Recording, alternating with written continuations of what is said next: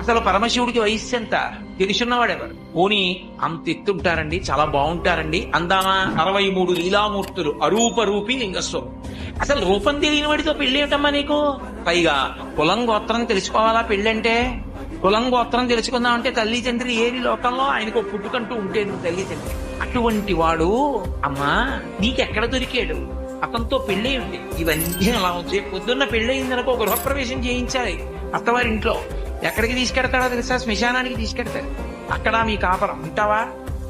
ఏంటమ్మా ఆయనతో పెళ్ళి అని ఊరుకోలేదు. ప్రత్యక్షం అయిపోయాడు అనుకో, ఆయన సొమ్మేం పోయింది, పెళ్లి చేసుకోమంటే సంతోషంగా చేసేసుకో. రేపు పొద్దున్న మీ తండ్రి అంత ఐశ్వర్యవంతుడు, మంచి పట్టుబట్టలు బంగారు పళ్ళెల్లో పెట్టి కట్టుకోవో అల్లుడు ఇస్తాడు.